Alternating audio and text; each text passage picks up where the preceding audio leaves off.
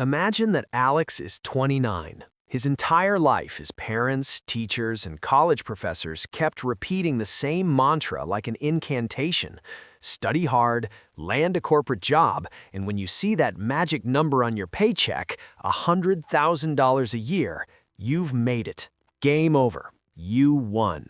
And Alex did it. December 2025. He gets the offer. 6 figures. He calls his mom, they pop champagne, he feels like the king of the world for exactly 3 weeks. Because 6 months later, on a Tuesday night, Alex is staring at his banking app, drenched in cold sweat. He makes more money than 90% of the people on the planet, but he's broke.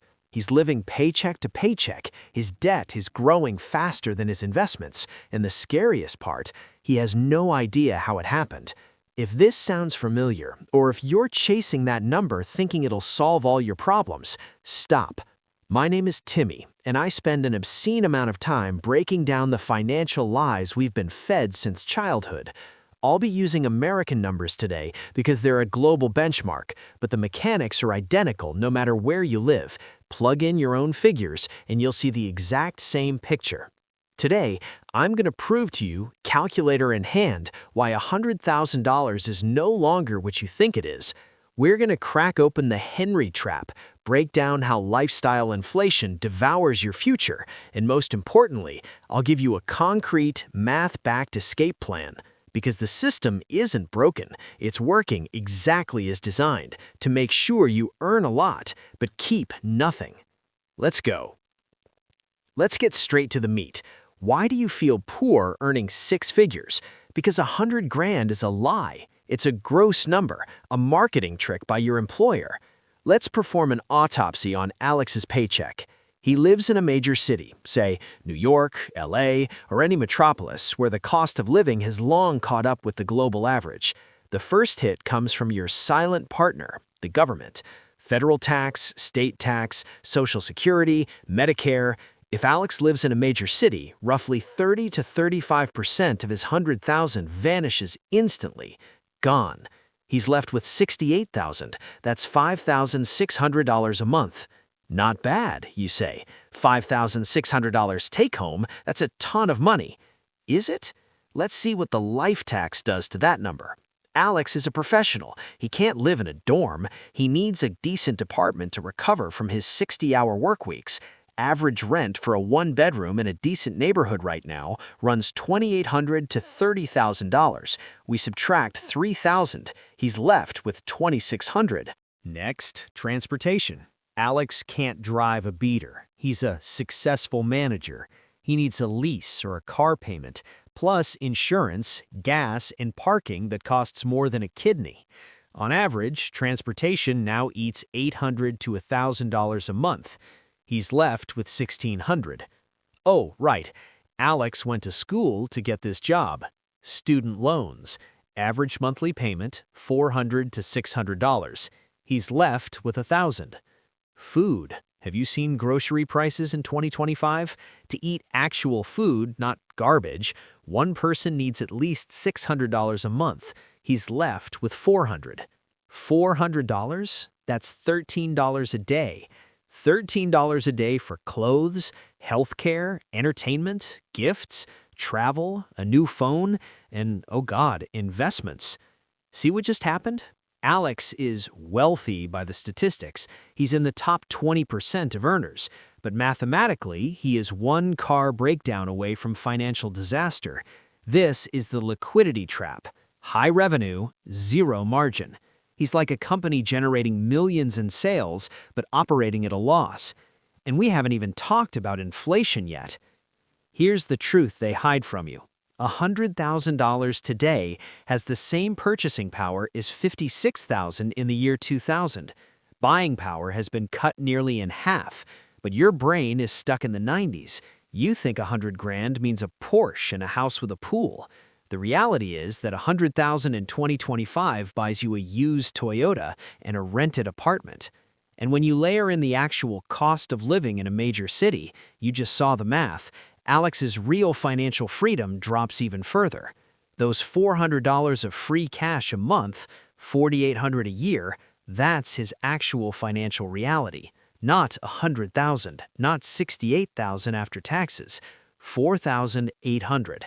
The gap between your expectations and your reality is what creates that deep, gnawing anxiety.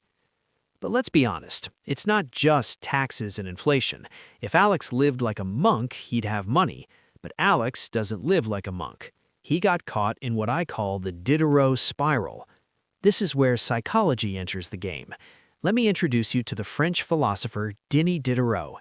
In the 18th century, Diderot was poor but happy. One day he was gifted a gorgeous scarlet robe. It was magnificent, but when he put it on and sat down at his old, scratched-up desk, he realized the desk didn't match the robe. So he bought a new desk, then a new rug, then mirrors, then armchairs.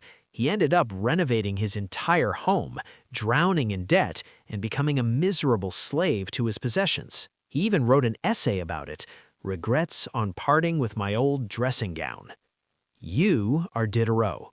When you get that raise to 100,000, you don't just save the difference, you buy your own robe. You tell yourself, I work so hard, I deserve a nicer car. I can't show up to meetings in this suit. We can't live in this neighborhood on this salary. Every purchase pulls the next one behind it, like links in a chain. This is called lifestyle creep, lifestyle inflation. Your expenses expand like a gas, filling every available dollar of space. And the worst part is social proof. You open your feed. Your coworker Brian just bought a Tesla. Your friend Sarah is in the Maldives. You feel like a loser if you're not doing the same. But here's the secret I've learned from studying the data. Brian and Sarah are broke. Brian leased his Tesla for 7 years at a brutal interest rate. Sarah put the Maldives on a credit card and will be paying for that tan for the next 18 months. This is financial theater. Everyone is playing the role of a rich person using money they don't have to impress people who don't care. And the moment you enter the six-figure club, the pressure to keep up becomes unbearable. There's a term for people like Alex. Wall Street calls them Henrys, high earner, not rich yet. But I drop the yet, because if nothing changes, yet never comes. Why? Because a Henry is the perfect prey for banks. Alex has a high credit score, a stable cash flow. Banks love Alex. They flood him with offers, platinum card, low down payment mortgage, premium auto loan. They give him the ability to spend tomorrow's income today. And here's the real tragedy. In his 20s and 30s, while Alex is earning those 100,000, he should be building his freedom capital. Every dollar he spends on status isn't just a dollar, it's a soldier he killed. Watch this. If Alex invested $10,000 a year, less than $1,000 a month, in 8% annual return in a simple index fund, in 30 years, he'd have $1.2 million. But instead, he's paying $800 a month for a BMW lease. In 30 years, he'll have an old car worth zero in memories of sitting in traffic. He traded $1.2 million for the privilege of looking cool at a red light. This is called opportunity cost. Poor people think, can I afford this monthly payment? Rich people think, what will this dollar cost me in 20 years if I don't invest it? Alex is selling his future time. He's locking himself into a job he might hate in 5 years because he needs to service the lifestyle he's built. He's running on a treadmill, the speed keeps going up, and the stop button is broken. All right, Timmy, you've scared us. We're all gonna die broke in expensive suits. What do we do? Relax. There's a way out, but it requires something genuinely difficult. It requires an identity shift. You need to stop seeing yourself as a consumer and start thinking like a capitalist. Here's the plan. 4 steps. Step 1. Stop the bleeding. Today, right now, open your banking app and look at your last 3 months of statements. If you want a proper tool, use YNAB or Monarch Money. They'll break down every cent by category. You're going to be shocked. Subscriptions you forgot about, $7 coffees, Ubers for 3 blocks, random 2 a.m. Amazon purchases. This is death by 1,000 cuts. Identify the vampires, expenses that bring you no real joy and just drain your money out of habit. Kill them without mercy. Most people find $300 to $500 a month in vampires. That's your first investment capital hiding in plain sight. Step 2. Artificial poverty. This is my favorite method. It's also called stealth wealth. The principle is simple. If you earn 100,000, live like you make 60. Here's what that looks like in practice. Your take-home is $5,600 a month. On payday, before you've even opened Amazon, an automatic transfer sends $1,700 to your brokerage account. You don't see it. It doesn't exist. You live on $3,900. That's still more than the average American earns. But here's the magic. $1,700 a month is $20,400 a year, and at 8% annual returns, in 25 years, that turns into $1.5 million. That's the math of freedom. Drive a 5-year-old car, wear simple clothes, let your friends think things are just okay for you. It's the best disguise you'll ever have. Be the poorest person in your circle with the fattest portfolio. Step 3.